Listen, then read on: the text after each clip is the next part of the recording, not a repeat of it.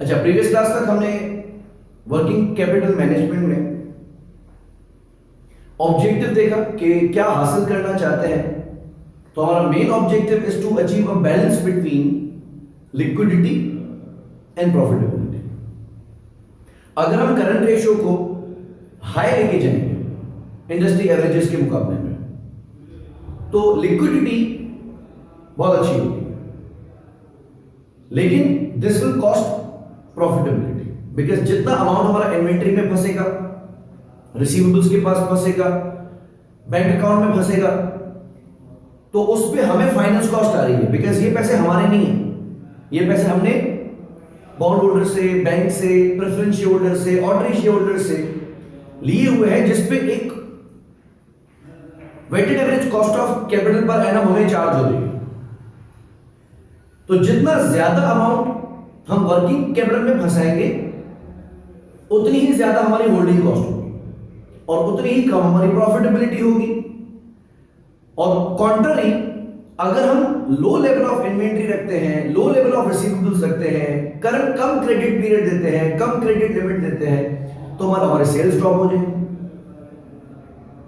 और हमारे पास इतना कैश नहीं होगा कि हम टाइम पे अपनी लायबिलिटीज पे कर सकें। बिकॉज अगर करंट एसेट्स कम होंगे तो अल्टीमेटली हमारा करंट रेशियो भी ड्रॉप हो जाएगा और लिक्विडिटी पोजीशन कॉम्प्रोमाइज हो जाएगा।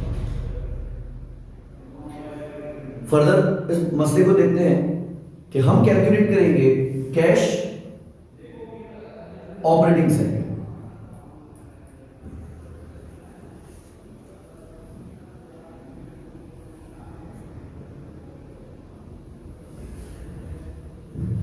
इसको हम वर्किंग कैपिटल रिक्वायरमेंट भी कैलकुलेट कर सकते हैं और कैश ऑपरेटिंग साइकिल भी कैलकुलेट कर सकते हैं।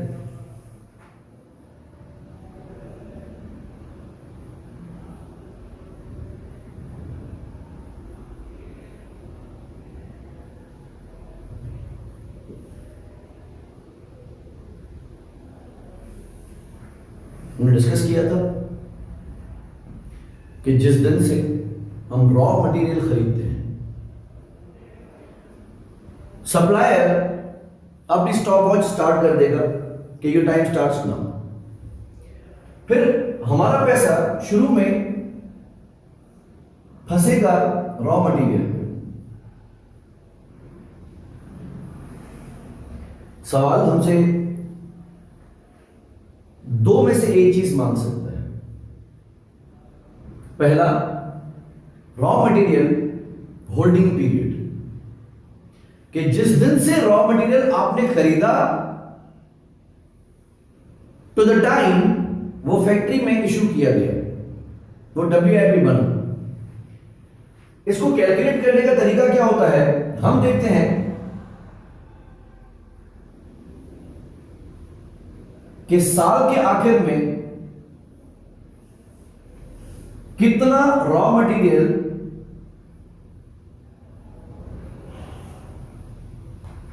वेयरहाउस में पड़ा है, रॉ मटेरियल इन्वेंट्री। इसको हमने डिवाइड किया एनुअल परचेजेस से।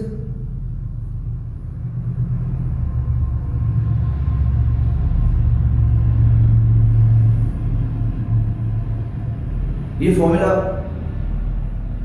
किस तरीके से वर्क करता है, अगर एक साल में हमारा बिजनेस 48 लाख रुपीस, 48 लाख रुपए, 4.8 मिलियन का रॉ मटेरियल परचेज करता है, कितने टाइम में? पूरे साल में। क्या आप मुझे बता सकते हो कि अगर 48 लाख रुपए पूरे साल की परचेजेस हैं एंड अज्यूमिंग इवनली स्प्रेड, तो हर महीने की परचेजेस कितनी होंगी? डिवाइडेड बाय 12 करेंगे, क्या आंसर आएगा? 4 लाख। यानी हर महीने 4 लाख रुपए का रॉ मटेरियल हम कंज्यूम कर रहे हैं। अगर मेरे पास अभी 2 लाख रुपए का माल पड़ा हुआ है, तो ये 2 लाख रुपए का माल कितने दिनों या कितने महीनों कि कंजम्पशन को डील कर लेगा? 15 डेज, राइट? अगर मेरे पास 1,00,000 रुपए का सामान इन्वेंट्री में पड़ा होता तो व्हाट वुड यू से, ये कितने महीनों या कितने दिनों की कंजम्पशन को डील करेगा? फिर 7.5 डेज, करीबन एक हफ्ता। बेस्ड ऑन दैट हम क्या करते हैं, रॉ मटेरियल इन्वेंट्री जो आपके पास मौजूद है उसको एनुअल परचेजेस से डिवाइड करते हैं। अगर हमें जवाब दिनों में चाहिए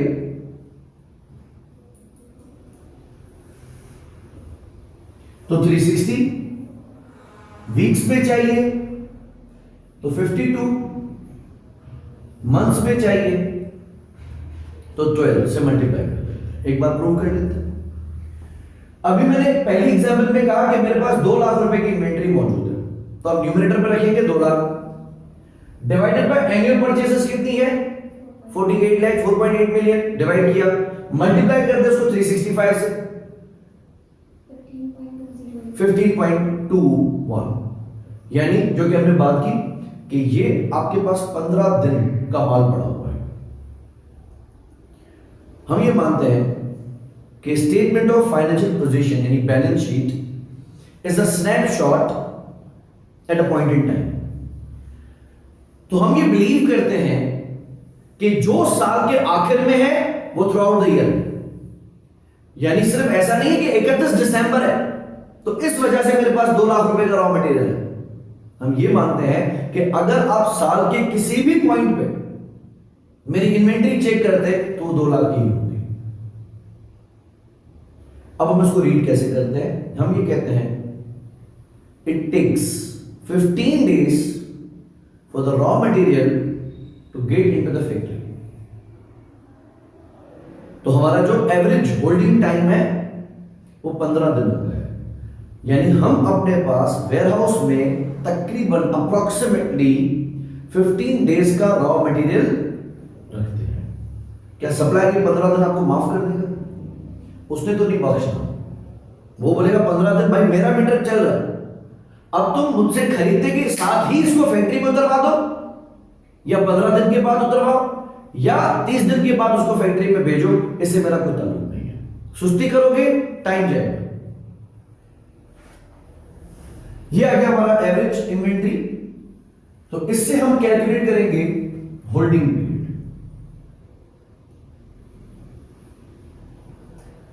आंसर किस में आएगा? डेज में आएगा। अब यही फॉर्मूला हम फिर स्वैप भी कर सकते हैं। आपसे ये पूछा जाता है कि इंडस्ट्री में जो बाकी लोग हैं, कंपनीज हैं, वो 8 दिन का रॉ मटेरियल रखती है। तो अगर मैं 8 दिन का रॉ मटेरियल रखूं तो वेयरहाउस में कितने रुपयों का, कितनी मालियत का स्टॉक मौजूद होगा? तो हम इस फॉर्मूला को चेंज करेंगे। ऐसे केस में होल्डिंग पीरियड आपको गिवन होगा, तो हमने अगर इस फॉर्मूला को रीअरेंज किया तो ये 365 यहां पे मल्टीप्लाइड है, वहां जाके डिवाइड हो जाएंगे, और ये एनुअल परचेसेस यहां पे डिवाइडेड है, वहां जाके मल्टीप्लाई हो जाएंगे। ऐसे केस में हम क्या करेंगे कि पूरे साल में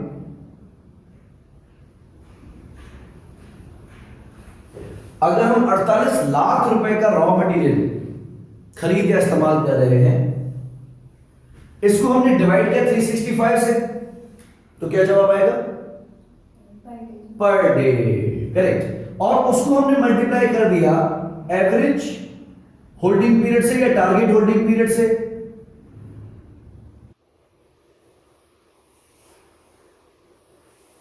डिवाइडेड बाय 365।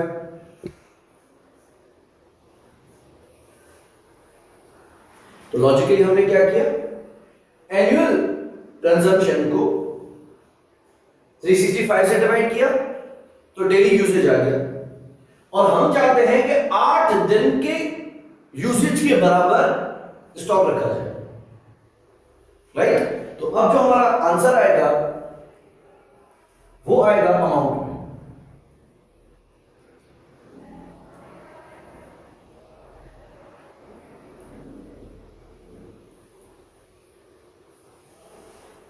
कि कितने रुपए आपके रॉ मटेरियल में फंसेंगे, कितने दिन लगेंगे रॉ मटेरियल को फैक्ट्री में जाने में, और कितना अमाउंट फंसेगा आपका रॉ मटेरियल में। तो सवाल अगर आपसे डेज में मांगे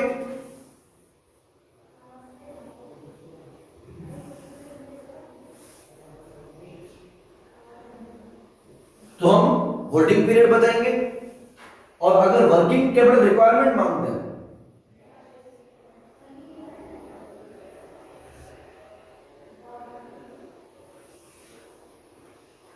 तो हम एवरेज इन्वेंट्री बताएंगे। फिर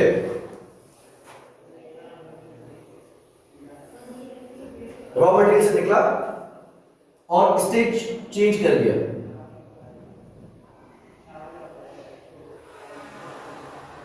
ये चला गया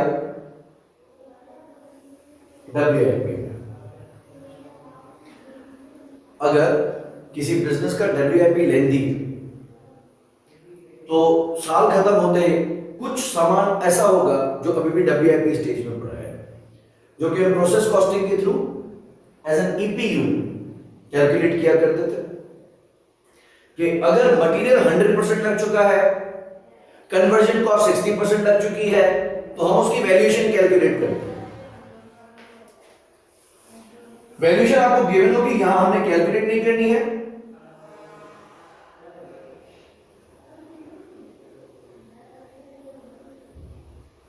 साल के आखिर में जितनी भी इन्वेंट्री WIP में है, अब WIP में सिर्फ मटेरियल का खर्चा नहीं है रॉ, बल्कि कन्वर्जन कॉस्ट भी है। तो जितना आपने पूरे साल में रॉ मटेरियल और कन्वर्जन कॉस्ट का खर्चा किया, कन्वर्जन कॉस्ट में फिक्स्ड फैक्ट्री ओवरहेड्स आएंगे या नहीं आएंगे, ये कंपनी की पॉलिसी पे डिपेंड करता है। अगर मार्जिनल कॉस्टिंग है तो ना WIP की वैल्यूएशन में फिक्स कॉस्ट होगी और ना यहां पे कन्वर्जन कॉस्ट में फिक्स कॉस्ट रहेगी। लेकिन अगर हम एब्जॉर्प्शन कॉस्टिंग फॉलो कर रहे हैं तो इसकी वैल्यूएशन में भी फिक्स कॉस्ट होगी और कन्वर्जन कॉस्ट में भी फिक्स्ड फैक्ट्री ओवरहेड्स आ जाएंगे।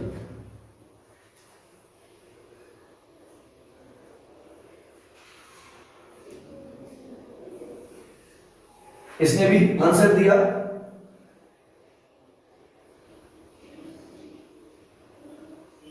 WIP holding period. How long does raw material take to get converted into finished goods? तो अगर आप तेजी से काम कर रहे हैं, अगर आपके मैकेनिज्म स्ट्रॉन्ग है, अगर आपके पास ऑटोमेशन है, तो शायद आप रॉ को फिनिश में बहुत जल्दी कन्वर्ट कर दो। लेकिन अगर आप स्लो काम करेंगे, जैसे अगर हम एक बिल्डिंग कंस्ट्रक्ट करते हैं, अब दिन रात काम करो और फास्ट पेस पे काम करो तो बहुत जल्दी तैयार हो सकती है। लेकिन अगर लेबर स्लो काम करेगी तो टाइम भी लग सकता है। तो कितना टाइम लगेगा रॉ मटेरियल को फिनिश गुड्स बनने में, इतना टाइम भी हमारा जाया हुआ। सप्लायर ये टाइम पे बख्शेगा नहीं।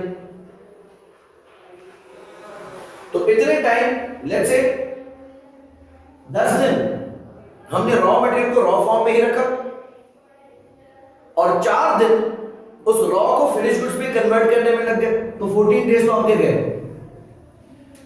इसी को हम कैलकुलेट कर लेते हैं कि जितनी भी आपकी एनुअल प्रोडक्शन कॉस्ट है, इसको हमने मल्टीप्लाई कर दिया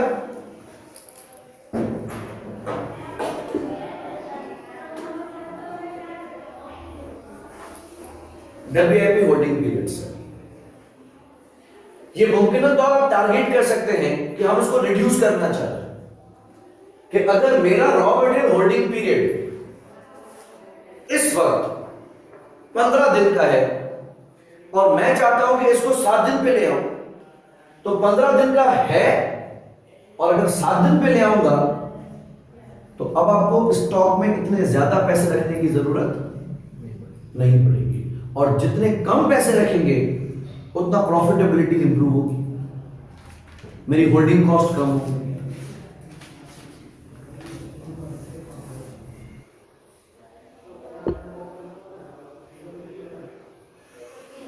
इससे मेरा जवाब आ गया,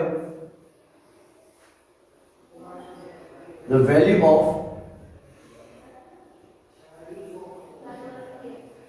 WIP। तो पहले आपने एक अमाउंट फंसाया रॉ मटेरियल में, और दूसरा आपने अमाउंट फंसाया WIP। तीसरी कहानी गई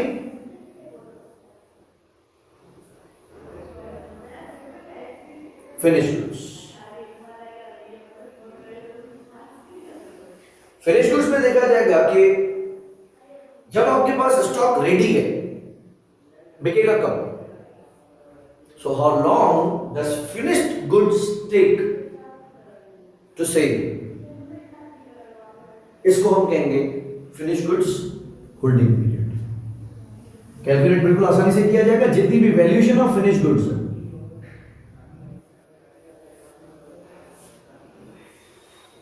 सेम जितना प्रोसेस कॉस्टिंग के अंदर WIP को वैल्यू किया जाता है, तो EPU में कुछ यूनिट्स ऐसे होते हैं जो 100% कंप्लीट होते हैं। तो जो यूनिट्स 100% कंप्लीट है फिनिश गुड्स, वो आपके पास कितने मौजूद है अभी, डिवाइडेड बाय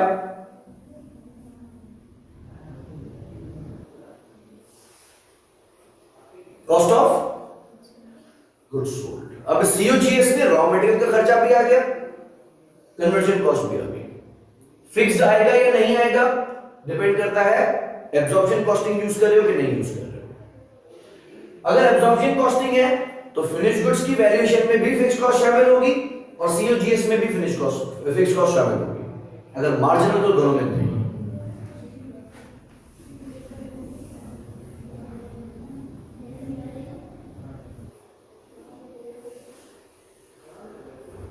अगर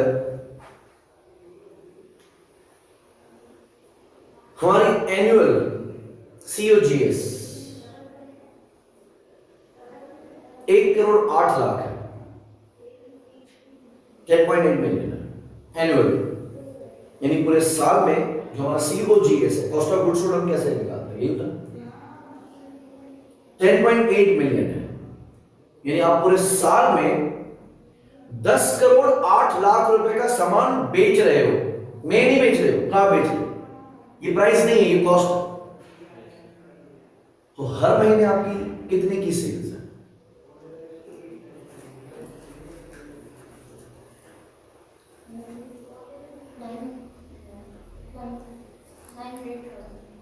नौ लाख।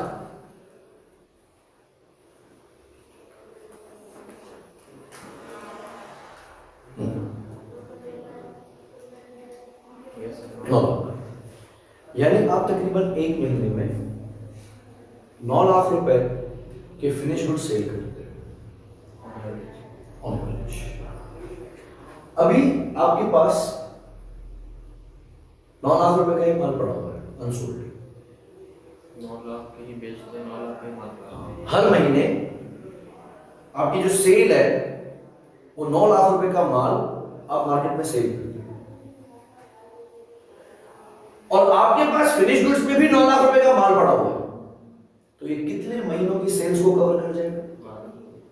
एक महीने।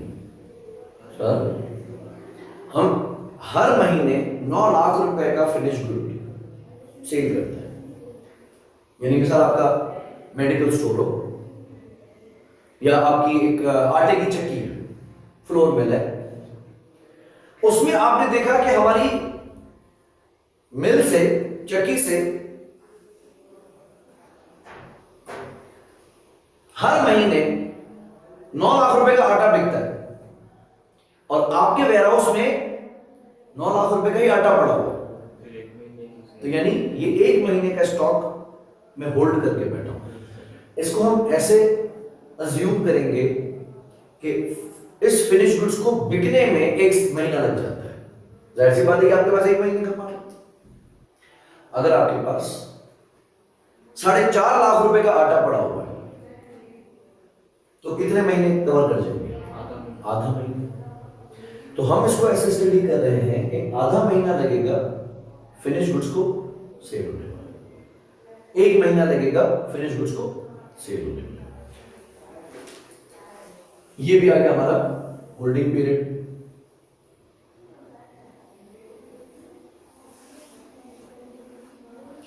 अब सप्लायर से आपने टाइम लिया 1 महीने का, लेबर से आपने टाइम लिया 15 दिन का।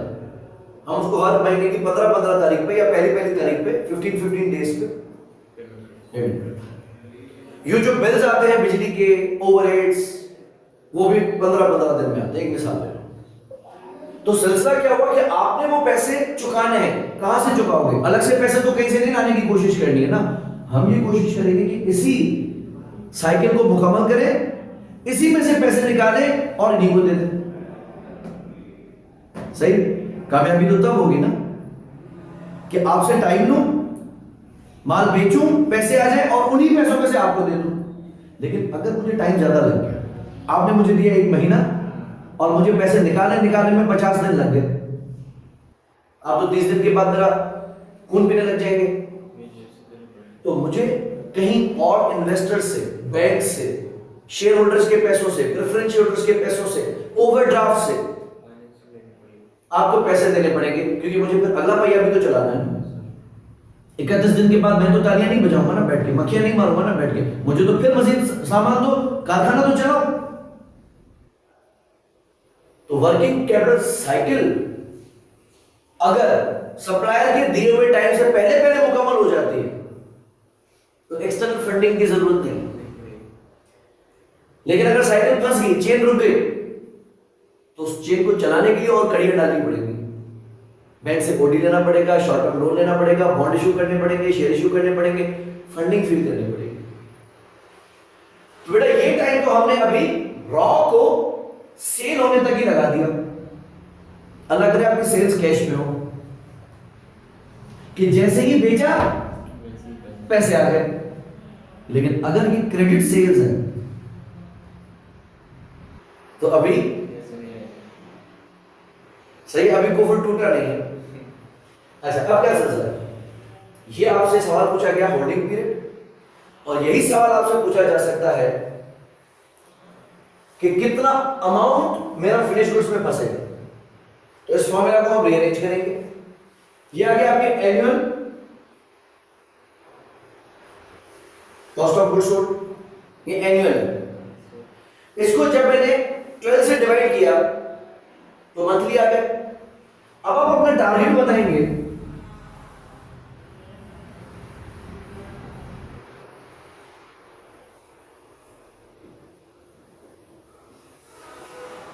कि आप क्या चाहते हैं कि आपके पास कितने दिनों का माल, कितने महीनों का सामान मौजूद हो।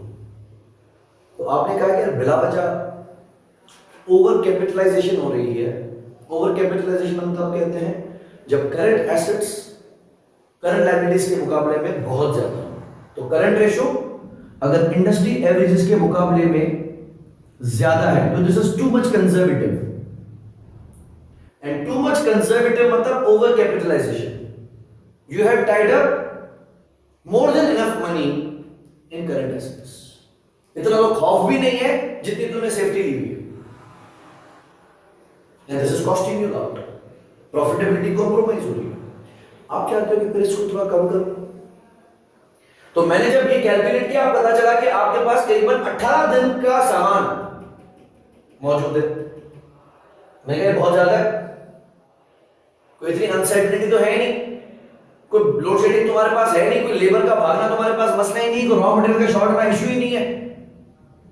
तो इतना 18 दिन का माल रख के क्या कर रहे हो? क्या करो? मैं इसको 10 दिन पे ले आओ। अब आप ये देखना चाह रहे हो कि अगर 10 दिन पे ले आया तो मेरी फाइनेंसिंग कितनी कम हो सकती है, इन्वेस्टमेंट कितनी कम हो सकती है। तो अब आपने यहां पे 18 की बजाय 10 दिन रख दिए और डिवाइड कर दिया इसको 365 डेज से। तो पता चला कि आपके पास ऑन एवरेज कितनी मालियत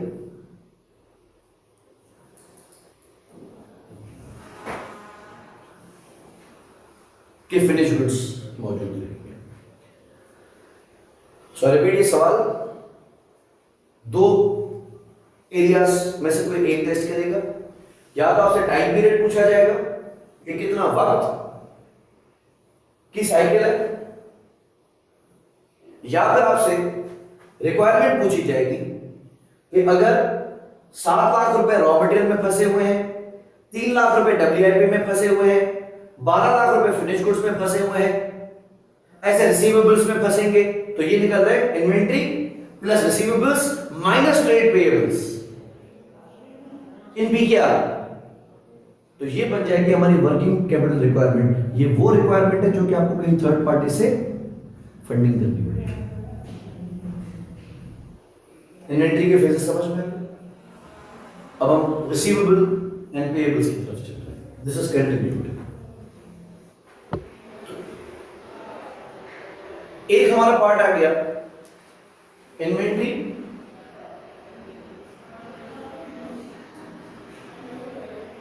होल्डिंग,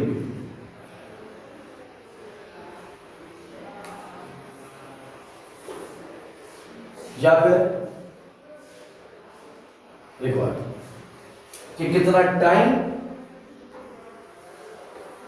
आपके पैसे इन्वेंट्री में फंसे रहेंगे, या फिर कितना अमाउंट आपका इन्वेंट्री में फंसे।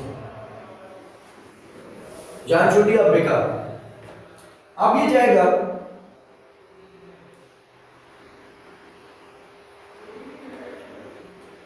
दूसरे मैटर में, दैट इज आसमान से गिरा खजूर में अटके। अब सारे मसले को निपटा के पहुंचेंगे, अब पैसे आएंगे। तो अगर मैं चक्की स्टार्ट कर रहा था, आटे की चक्की,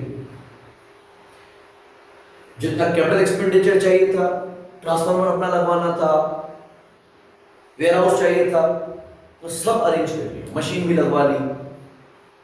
लेकिन जब मैं शुरू करने लगा तो पता चला जब गंदम ही नहीं तो पिसाई किस चीज की थी।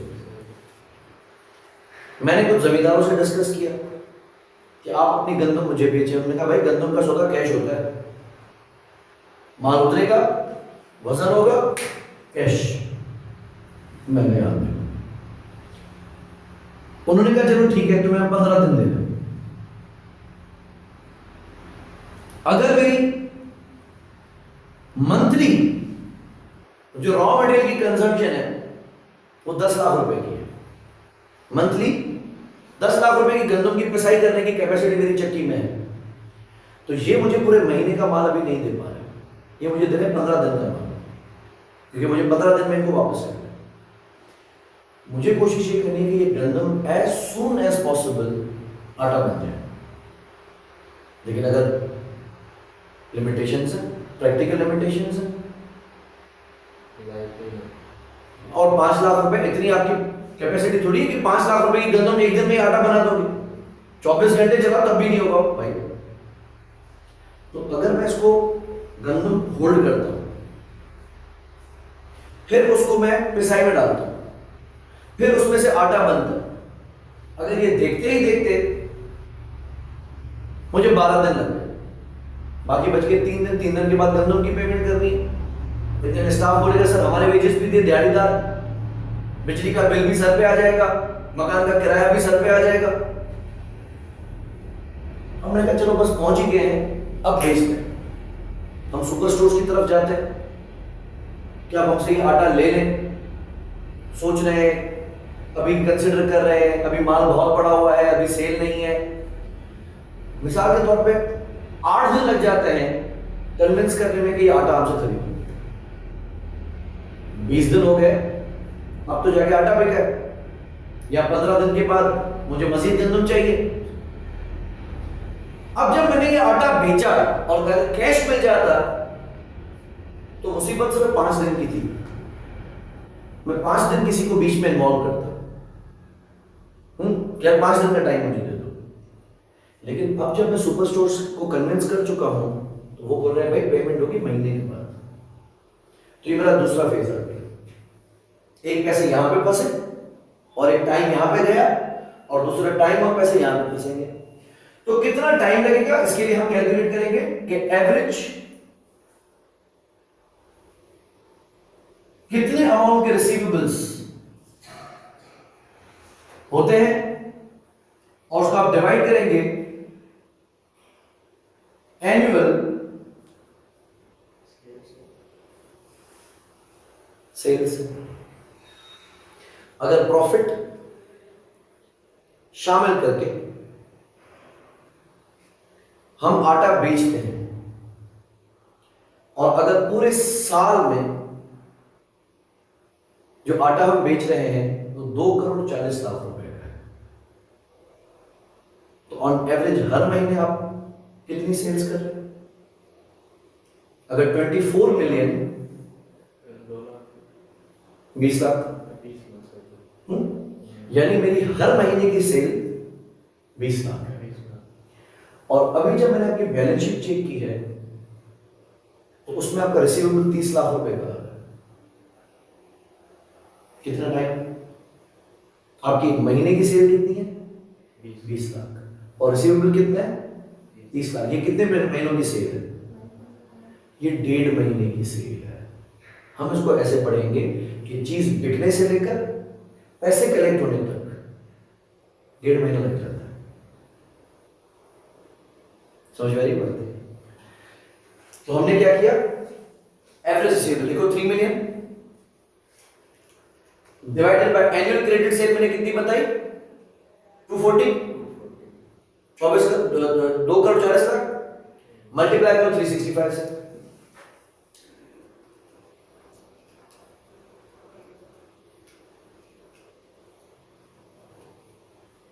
क्या आंसर आया? 45.625। 45.625 1.5 महीना। चाहिए 31-28 को एवरेज किया जाए तो करीबन 45 दिन लग रहे हैं चीज बिकने से लेकर पैसे आने तक। तो इसको हमने कहा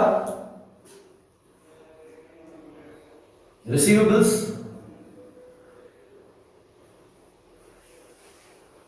कलेक्शन पीरियड। ये जितना फास्ट करोगे उतना आपके लिए अच्छा है। और इसी को अगर हम घुमाते हैं, हम अब एक स्ट्रिक्ट एक्शन लेने के मूड में हैं। क्रेडिट कंट्रोलर अपॉइंट कर रहे हैं, लोग अपॉइंट कर रहे हैं क्योंकि हम सुस्त हैं, इनवॉइसिंग टाइम पे नहीं हो रही है, चेज नहीं कर रहे हैं और लोगों से पैसे मांगेंगे तो देंगे थोड़ी। ठीक है, अगर लोगों से पैसे मांगेंगे नहीं तो देंगे थोड़ी। तो हमने लोग लगा दिए जो कि सिर्फ खून पीते रहेंगे, सर वो पेमेंट का क्या हुआ, सर वो पेमेंट नहीं है, सर वो कब आई। और ये एक्शन करने के बाद वी बिलीव कि हमारा रिसीवेबल 30 डेज पे आ जाएगा। अभी जो 45 डेज पे है वो 30 डेज पे आ जाएगा। अब आपका ट्रेड रिसीवेबल जो 30 लाख रुपए का है ये और बढ़ जाएगा कि कम हो जाएगा? कम हो जाएगा। अभी जहां आपके 45 लाख रुपए फंसे हुए, सॉरी 30 लाख रुपए फंसे हुए 45 दिन में, ये आ जाएंगे 20 लाख रुपए पे। तो 15 लाख रुपए रिलैक्स हो जाएंगे। ये आपको थर्ड पार्टी से लेने की जरूरत नहीं है। जब कैंटीन वाला स्टूडेंट को बार बार गुड मॉर्निंग करे, अस्सलाम वालेकुम कैसे हो भाई, दीदार ही नहीं है, तो बच्चा समझ जाएगा कि पैसे हैं इसे, इसीलिए बार बार सलाम ठोक रहे हैं। तो जब ये चेज करता रहेगा बार बार तो स्टूडेंट पैसे निकाल के करेगा। और जब मुझे मेरा पैसा टाइम में मिल जाएगा तो फिर दूसरों से पैसे लेने की जरूरत ही क्या है? अब ऐसे में क्या हो रहा है? हमने रखा एनुअल क्रेडिट सेल्स, इसको डिवाइड किया 365 से तो डेली सेल आ गई और मल्टीप्लाई किया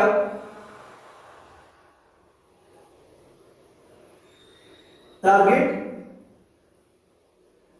कलेक्शन पीरियड से, जितना अब आप रखना चाह रहे हैं।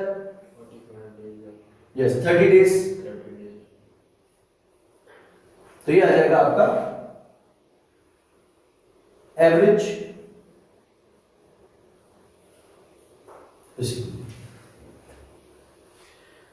एक अमाउंट इन्वेंट्री में फंसा, दूसरा अमाउंट रिसीवेबल में फंसा, ये बन गया हमारे करंट एसेट्स। अब इसमें से माइनस करेंगे current liabilities.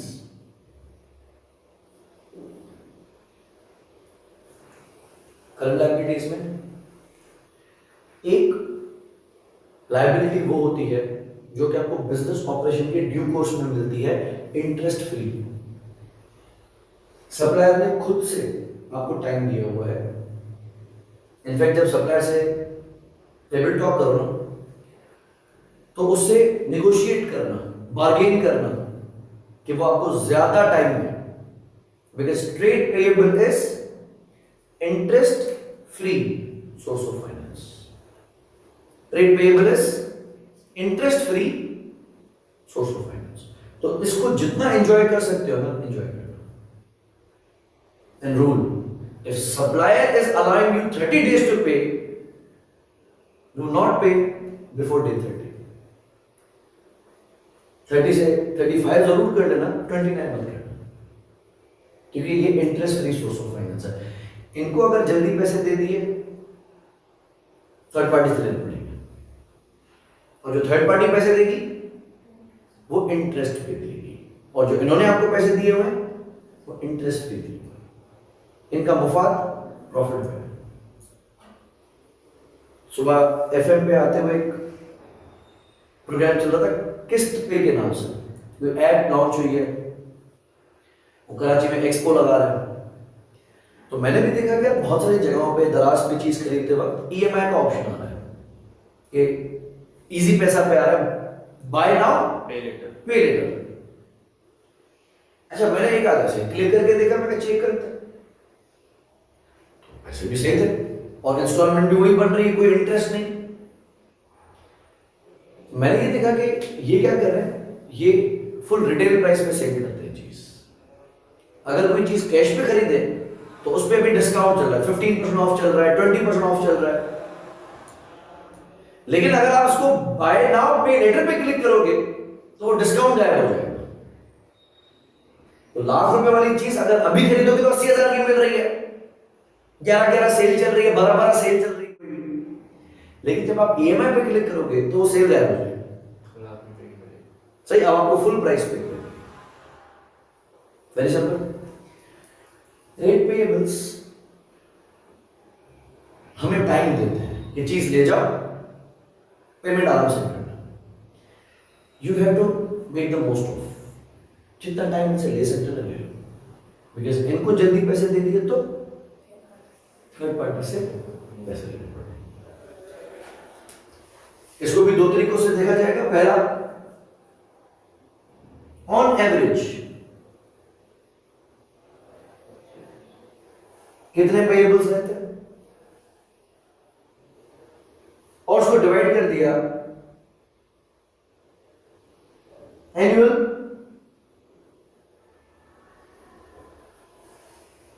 Credit purchases. Mechanism same चल रहा है। अगर साल में गंदुम खरीद रहे हैं 60 लाख रुपए की, तो हर महीने कितनी खरीद रहे हैं? 5 लाख। और आपके पेएबल्स ऑन एवरेज 7.5 लाख रुपए के होते हैं। तो कितने महीनों की परचेसेस का अमाउंट ड्यू है? 1.5 महीना।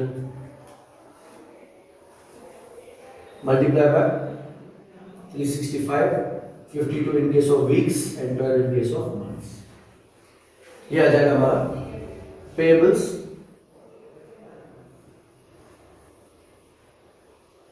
पेमेंट पीरियड, और ये माइनस किया जाता है।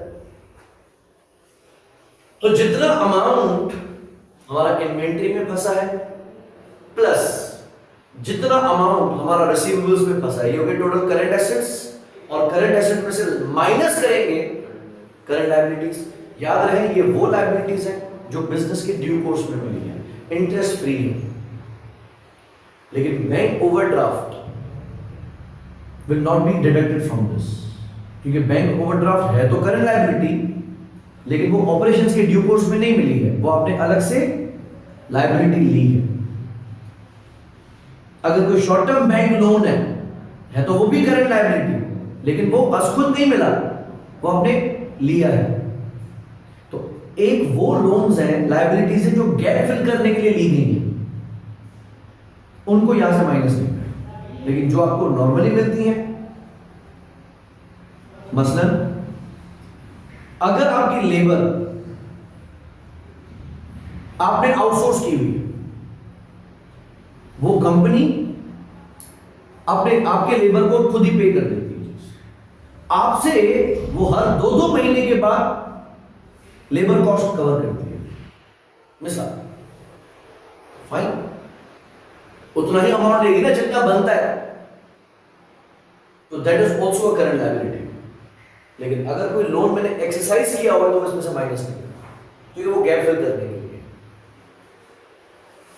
ओके, दूसरा तरीका क्या हो गया, हमने सोचा है कि सप्लायर से नेगोशिएट करें, या हमने 2-3 और सप्लायर से बात की है, वो हमें कह रहे हैं कि हम आपको 60 दिन तक का टाइम दे सकते हैं।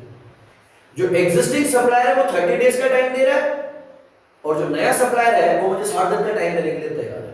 तो अगर मैं उसकी तरफ चला जाऊं तो मुझे कितनी करंट लायबिलिटी मिल जाएगी, कितना लोन मिल जाएगा, एनुअल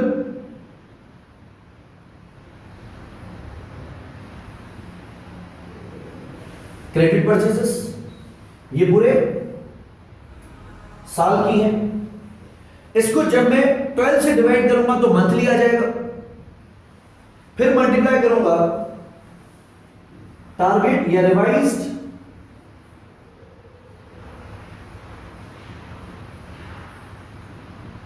पेमेंट पीरियड से।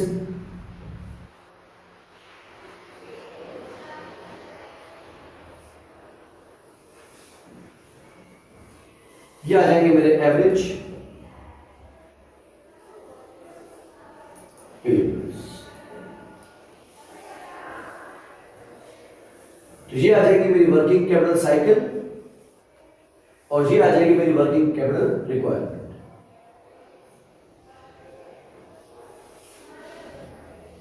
कितने दिन आपको थर्ड पार्टी के थ्रू मैनेज करने पड़ेंगे, और इतना अमाउंट आपको अदर सोर्सेस से मैनेज करना पड़ेगा। इसको जितना कम करोगे, वर्किंग कैपिटल साइकिल को जितना फास्ट करोगे, उतना आपके लिए आसानी होगी, उतना आपकी प्रॉफिटेबिलिटी इंप्रूव होगी। एक थोड़ा सा क्वेश्चन प्रैक्टिस करें। एक क्वेश्चन शेयर किया हुआ है, बल्ब लिमिटेड,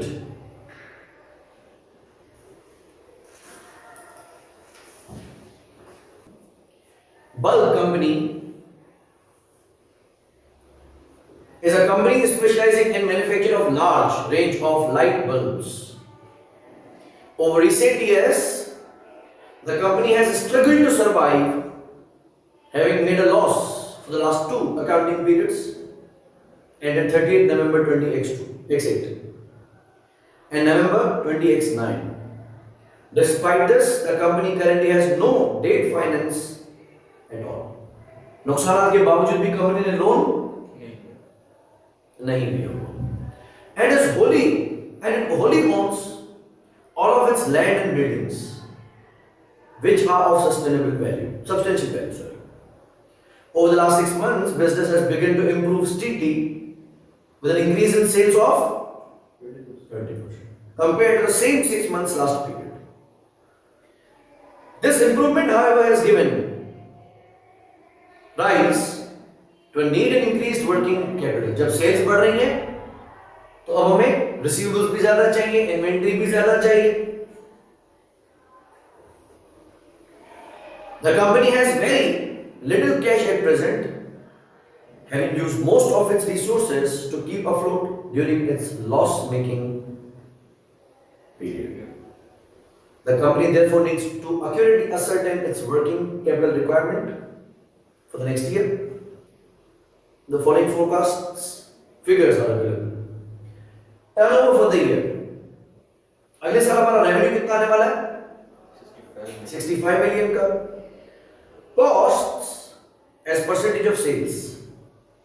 इसका 20% मटेरियल है, 25% लेबर है, 15% वेरिएबल ओवरहेड्स है, 18% फिक्स्ड ओवरहेड्स है, and 5% selling and distribution overheads है। The following average time periods are expected. Inventories.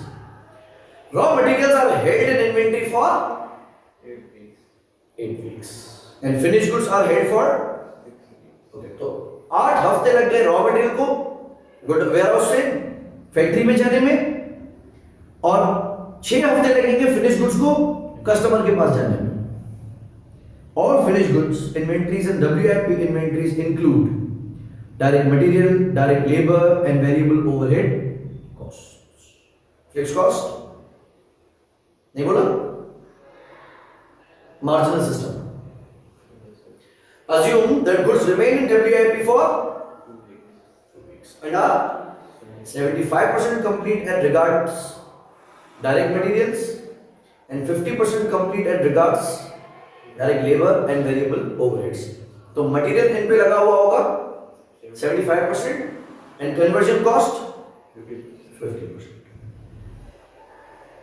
ठीक. Next, account receivable. All customers are credit customers and take an average of 9 weeks to pay. अच्छा, ऊपर हमने देखा 8 हफ्ते raw पे लगे, 2 हफ्ते WIP पे लगे और 6 हफ्ते फिनिश गुड्स पे लगे, प्लस 9 वीक्स लग रहे हैं रिसीवेबल्स में. तो ये पूरा टाइम आपके पैसे फंसे. Account payable. The length of credit taken vary depending on the category of the expense. Direct material के सप्लायर को हम पेमेंट कितने टाइम में कर रहे हैं? 6 हफ्ते. लेबर को 1 हफ्ते में, वेरिएबल ओवरहेड्स की पेमेंट 8 हफ्ते में हो रही है, फिक्स्ड ओवरहेड्स की 5 हफ्ते में एंड सेलिंग एंड डिस्ट्रीब्यूशन की 4 हफ्ते में. Calculate the working capital requirement of bulk company for the next year. Assume there are 52 weeks in a year. Holding period इसने बता दिए सारे. हमें क्या निकालना है? WC requirement. पहले कुछ फिगर्स को वर्कआउट कर लेते हैं. खर्चे कौन कौन से हैं?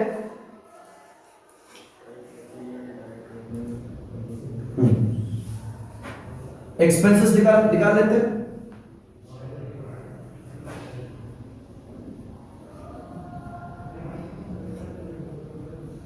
Direct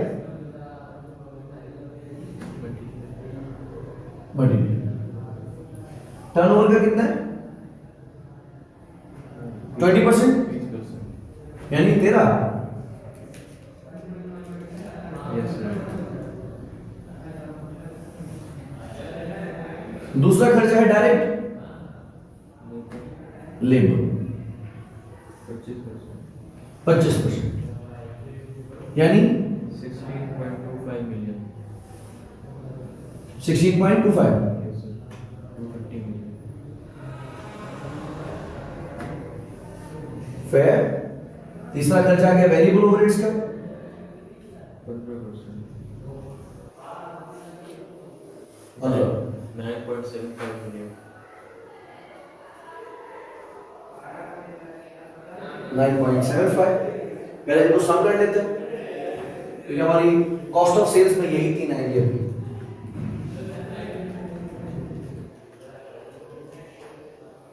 $39 million. 39 Million. पूरा.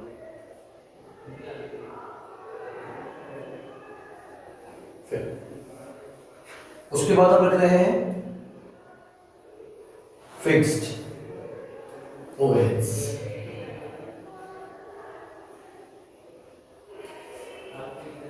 कितना परसेंट? 18. 11%. कितना बना? 11.7 million. 11.7. 7 million. अगर इसको भी प्लस करें तो ये हमारी टोटल प्रोडक्शन कॉस्ट आ गई 50.7. और आखिरी खर्चा है नॉन प्रोडक्शन सेलिंग है Distribution of cost 5%. 5%. 4.5. 3 3.25 सॉरी 3.25 25 5% है। यस सर ठीक है, टोटल खर्चा हो गया 53.95 million 53.95।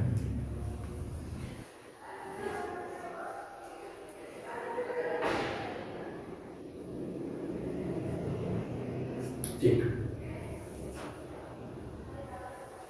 अब हमें निकालनी है working capital requirement.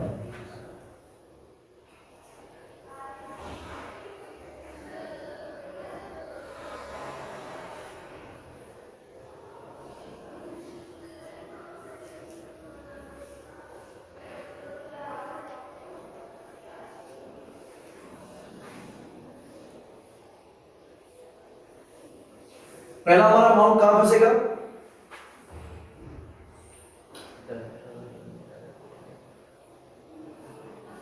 Raw material. पूरा साल आप कितना amount of raw material use करते हो? 13 मिलियन। और एक साल में हफ्ते कितने हैं? 52। तो उसको जब डिवाइड किया 52 से तो आ जाएगा वीकली कंजम्पशन। और आपके पास रॉ मटेरियल कितने हफ्ते टिकता है? पहला पॉइंट था नहीं, वो सप्लायर आपको टाइम दे रहा है। पहला पॉइंट था रॉ मटेरियल और head in inventory for 8 weeks. तो आपने रखा 13 million multiply by 8 weeks divided by 250,000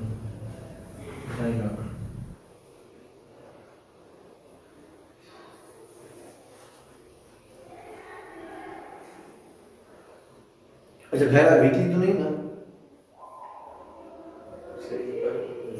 तो वीक है 8 से मल्टीप्लाई नहीं किया 8 से मल्टीप्लाई होने के बाद ही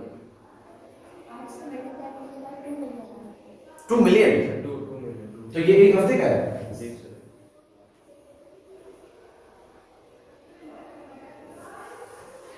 यानी किसी भी टाइम आपकी बैलेंस शीट देखी जाएगी, आपका वेयरहाउस देखा जाएगा, तो 20 लाख रुपए का तो खाली रॉ मटेरियल पड़ा है। ये कौन से 8 हफ्ते होंगे? ये थ्रू आउट द ईयर। अगर अगस्त में भी आपका वेयरहाउस देखूंगा, फरवरी में भी आपका वेयरहाउस देखूंगा, नवंबर में भी वेयरहाउस देखूंगा, तो ऑन एवरेज 20 लाख रुपए का माल तो आपका होगा। ठीक है, उसके बाद हमारे पैसे फंसेंगे WIP में।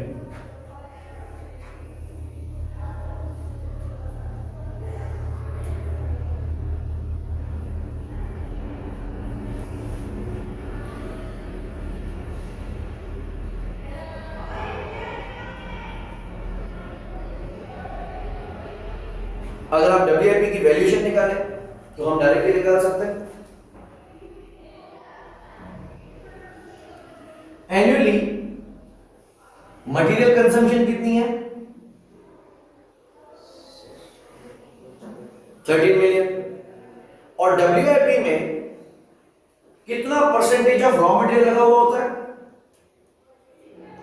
75% 75%। 9.75 उसके अलावा इन दोनों को प्लस करेंगे 26। कितना सामान है? सर 29.25 इन दोनों को, सिर्फ इन दोनों का 26 मिलियन पूरा आ रहा है। यानी कि हो गया labour and variable overhead conversion cost. और कन्वर्जन कॉस्ट के पर्सपेक्टिव से कितना कंप्लीट होता है ये? 50%।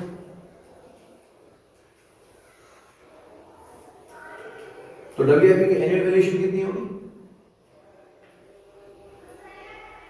2,750,000 20। 2.75 million 22,500 ठीक। अच्छा ये कितना अमाउंट था? सर ये आपका 9.75 million 9.75। अच्छा, WIP कितना टाइम लेता है?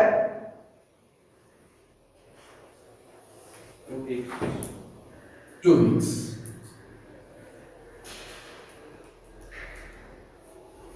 तो WIP में मटेरियल की वैल्यूएशन है 9,750,000 और कितना टाइम लगेगा इसको रिलीज होने में? यानी किसी भी वक्त जब आपकी फैक्ट्री में WIP देखा जाएगा तो मटेरियल के पॉइंट ऑफ व्यू से 75% कंप्लीट होगा और 2 हफ्ते लगेंगे उसको रॉ से फिनिश गुड बनने में। तो कितना अमाउंट फंसा रहेगा? कितना होगा? 370। दूसरा conversion cost, annual conversion cost है 13 मिलियन, ये भी फंसेगी 2 हफ्ते, 5 लाख पूरा।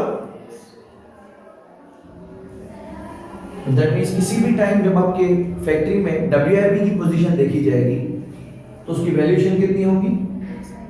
875।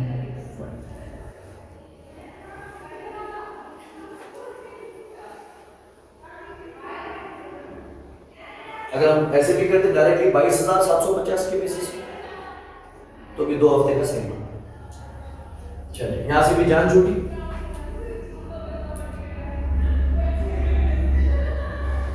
तो 8 हफ्ते रॉ को फैक्ट्री में जाने में लग गए, 2 हफ्ते रॉ को फिनिश गुड्स बनने में लग गए।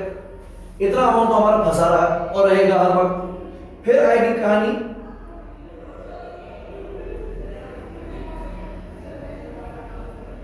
Finish goods.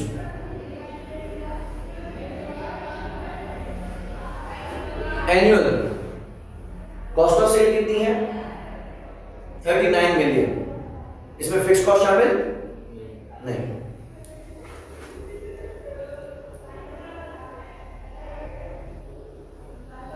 ये तो पूरे साल की कॉस्ट है। आपके गोडाउन में कितने अरसे तक माल पड़ा रहेगा? यस, इसने लिखा है कि हमारा जो पहला पॉइंट था कि finish goods are held for 6 years।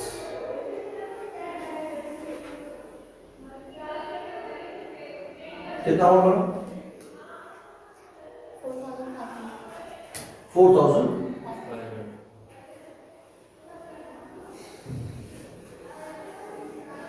ये पैसे तो आपके हर वक्त इन्वेंट्री में पड़े रहेंगे।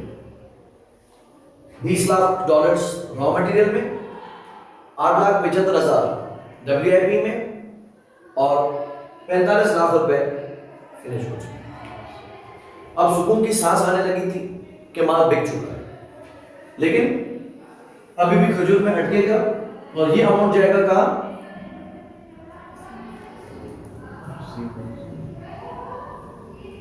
रिसीवेबल्स में। एनुअल टर्नओवर कितना है? 65 मिलियन। कैश पे है 9।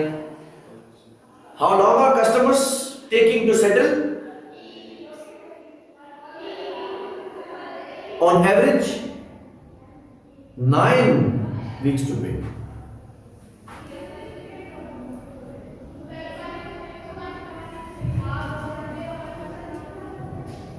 तो at any point in time कितना अमाउंट हमारा रिसीवेबल्स में रहेगा? 11,000।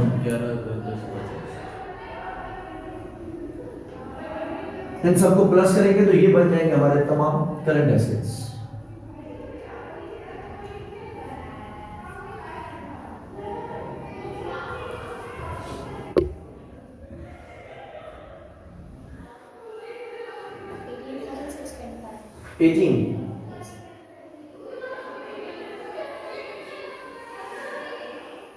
$18,625।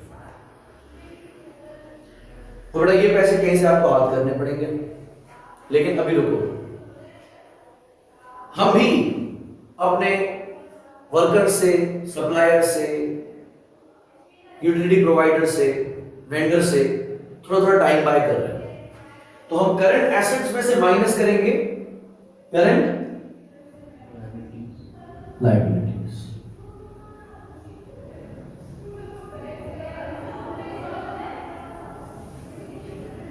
ओके, हम टाइम किस किस से बाय कर रहे हैं? पहला हम टाइम बाय कर रहे हैं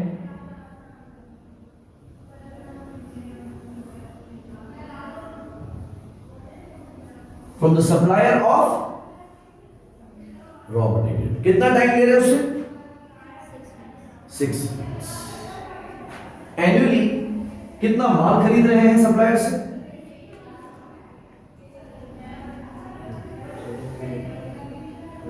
अगर कैश पेमेंट करनी होती तो फिर हम थर्ड पार्टी को एंगेज कर लेते हैं। 6 हफ्ते का माल कितनी मालियत का बन रहा है? 1500। Yes.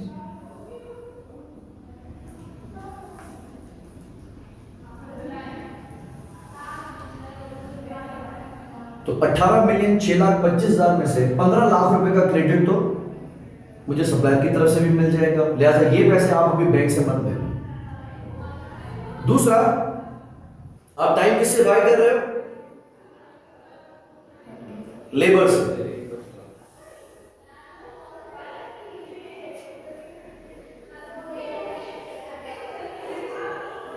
वेजेस आपको पूरे साल में खिदमत कितनी दे रहे हैं? 16 मिलियन 250 की। और टाइम कितना दे रहे हैं पेमेंट में? सिर्फ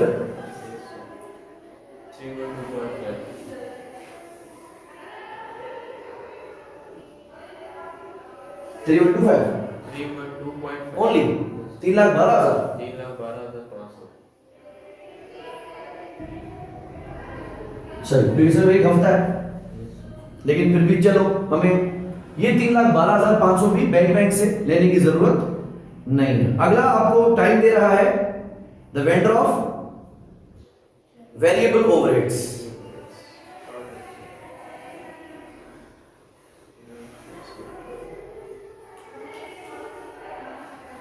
इनको पेमेंट हमने करनी है 9750। क्लाइंट कितना दे रहे हैं? 8 weeks. 8 weeks। 1,500. चलो 15,000 यहां से भी मिल गए। अगला हम सर्विसेज ले रहे हैं फिक्स्ड ओवरहेड्स।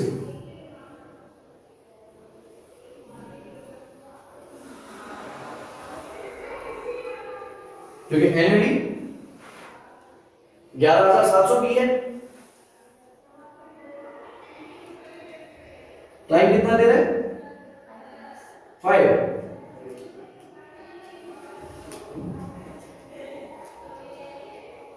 1125.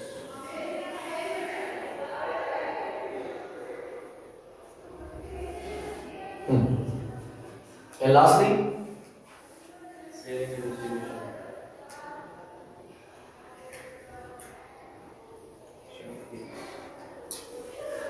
इनको भी हमने पेमेंट करनी है 3.25 million. 3.25 मिलियन की। टाइम कितना दे देंगे? 4 पे 4। 250.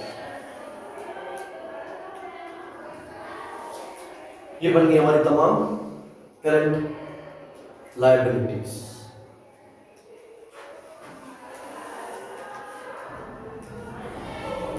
अगर करंट एसेट्स में से हम माइनस कर रहे हैं करंट लायबिलिटीज तो ये आ जाएंगे नेट करंट एसेट्स, या जिसको हम कहते हैं वर्किंग कैपिटल।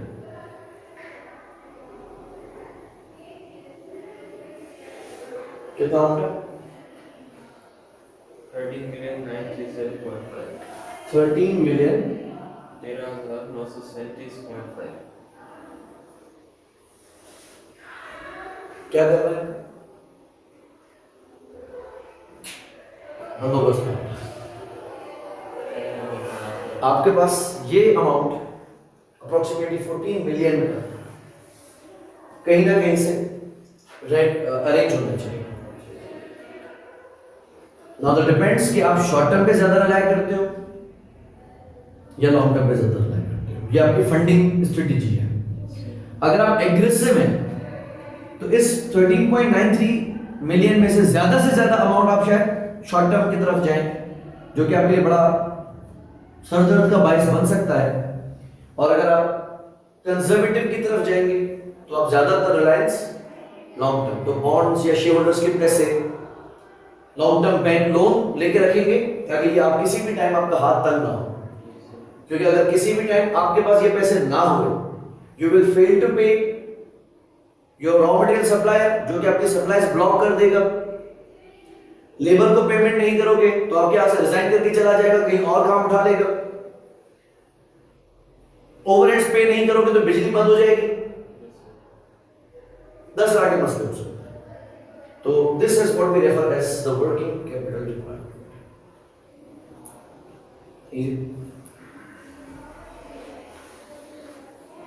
एमएफए के टाइम पे एक सवाल आया था, वो सिर्फ हम रीड कर लेते हैं, देखते हैं आपको कितना समझ में आता है और आप खुद उसको अटेम्प्ट करने की कोशिश करें।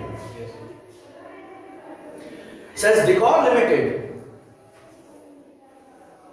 is engaged in selling home decoration items.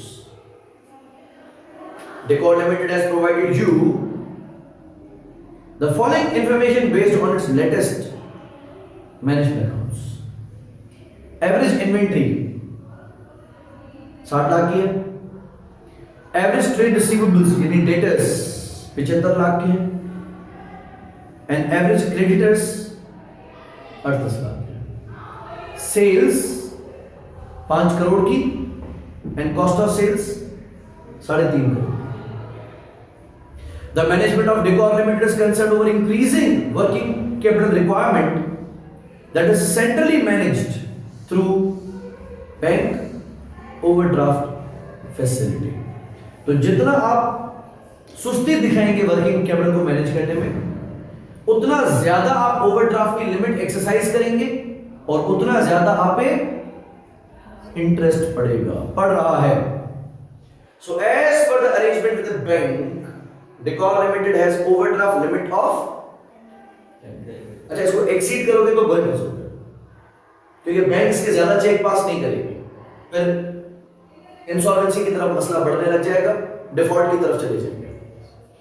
For the next year it is projected that the sales and cost of sales will increase by 25 and 15% respectively. Easy हो गया?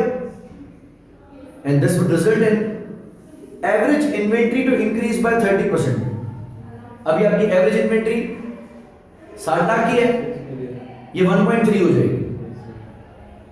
Trade debtors 1.2 बढ़ जाएंगे and payables 1.1 से बढ़ जाएंगे। आप देख सकते हैं इन्वेंट्री पे इंपैक्ट गंदा है 30% का, रिसीवेबल्स पे भी इंपैक्ट गंदा है 20% का है, जबकि पेएबल्स पे इंपैक्ट इतना अच्छा नहीं है, सिर्फ 10% है। तो आपकी मुसीबतें बढ़ने लगी हैं कि कम होने लगी है नेक्स्ट ईयर? बढ़ने लगी है, क्योंकि करंट एसेट्स बढ़ रहे हैं ज्यादा से और करंट लायबिलिटीज उतने अमाउंट से नहीं बढ़ रही है, तो यानी आपकी जो फंडिंग रिक्वायरमेंट है वो और बढ़ जाएगी। The CFO is of the view that Decor Limited would not be able to manage its working capital requirement within the bank overdraft limit next year. कहता है कि नेक्स्ट ईयर हमारे जो 10 मिलियन है ना, वो ये वजन बर्दाश्त नहीं कर पाएंगे। He has suggested that Decor Limited should take certain actions to follow industry average ratios which are given below. वो कहते सुधर जाओ और इन्वेंट्री होल्डिंग पीरियड को 50 दिनों पे ले आओ, डेटर्स कलेक्शन पीरियड को 45 दिनों पे ले आओ एंड क्रेडिटर्स को 30 दिनों पे लेके आओ, और इन सब में हमने 365 डेज को बेस बनाया है। पहली रिक्वायरमेंट है determine the cash operating cycle for the next year. तो आपने इन्वेंट्री गिवन है, रिसीवेबल्स गिवन है, पेएबल्स गिवन है, सेल्स गिवन है, कॉस्ट ऑफ सेल्स गिवन है, ठीक है। तो आपने दिखाना है हमारा अभी next year average inventory holding period कितना होगा, एवरेज रिसीवेबल्स कलेक्शन पीरियड कितना होगा और पेएबल्स पेमेंट पीरियड कितना होगा। इन दोनों को प्लस करके ये माइनस कर देंगे तो ये कैश ऑपरेटिंग साइकिल आ जाएगी डेज में। Validate CFO's view regarding management of working capital requirement if DL does not follow the industry averages and DL follows the industry averages। तो अभी आप क्या करेंगे, 6 मिलियन को 1.3 कर देंगे, 7.5 मिलियन को 1.2 कर देंगे, दोनों को प्लस करके माइनस 3.8 को मल्टीप्लाई बाय 1.1 कर देंगे।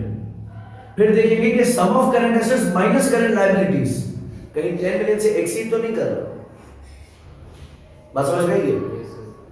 अगर हाँ तो हम बोलेंगे कि CFO is rightful with his argument that Decor Limited will not be able to survive with the existing facility of 10 million only and any action is deemed necessary, नहीं तो हम डूब जाएंगे। फिर उसने मशवरा भी दिया है। अब हम क्या करेंगे, आपकी कॉस्ट ऑफ सेल्स भी गिवन है, सेल्स भी गिवन है, जो कि बढ़ेंगी भी 25 और 15%। उस पे अब आप 50, 45 और 30 दिन के रेशियोज लगा के रिक्वायरमेंट कैलकुलेट करेंगे। जैसे सेल्स अभी आपकी 50 मिलियन है, इसको हम करेंगे 1.25 से मल्टीप्लाई, ये आ जाएगी नेक्स्ट ईयर की सेल्स। इसको मल्टीप्लाई करेंगे 45 से, डिवाइड करेंगे 365 से, ये आ जाएंगे हमारे revised receivables. Cost of sales के बेसिस पे हम इन्वेंट्री कैलकुलेट करेंगे और कॉस्ट ऑफ सेल्स के बेसिस पे ही पेएबल्स कैलकुलेट करेंगे और फिर देखेंगे कि क्या हमारी रिक्वायरमेंट 10 मिलियन से नीचे जा रही है कि नहीं जा रही है। अगर अभी भी 10 मिलियन से ऊपर है तो हम बोलेंगे ये जो सजेशन CFO ने दी है दैट्स नॉट वर्केबल। लेकिन अगर हमारी रिक्वायरमेंट 10 मिलियन से नीचे है तो हम उसको भी वैलिडेट कर देंगे। तो जो उसका आर्गुमेंट वैलिड है उसको वैलिड बोल देंगे और जहां उसकी बात गलत साबित हो उसको इनवैलिड बोल देंगे। List down any 2 actions that management of Decor Limited may take to reduce the length of its cash operating cycle. Also, mention any 2 risks associated with those actions of the management. Inventory को अगर जल्दी cell कर दें, customer से अगर जल्दी पैसे ले लें, सप्लायर से अगर ज्यादा टाइम ले लें, ये 3 सिंपल एक्शंस हैं, ठीक है। और उसके रिस्क्स भी देखने हैं। अगर कस्टमर्स को खींचेंगे, स्ट्रिक्ट कंट्रोल रखेंगे, जल्दी पैसे दो, तो शायद नाराज हो जाए, सेल्स ड्रॉप कर दें। पेएबल को अगर लचक देंगे और ज्यादा, लेट पेमेंट करेंगे, शायद हमारी गुडविल खराब हो जाए।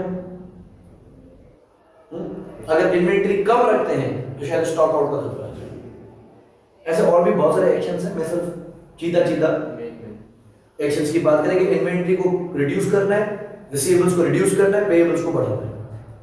करंट एसेट्स को कम करेंगे, पेएबल्स को बढ़ाएंगे तो रिक्वायरमेंट कम हो जाएगी। बना सकते हैं, इसको सॉल्व करके देखें, अदरवाइज नेक्स्ट क्लास में हम सॉल्व करके और आगे क्वेश्चंस की तरफ। Thank you so much.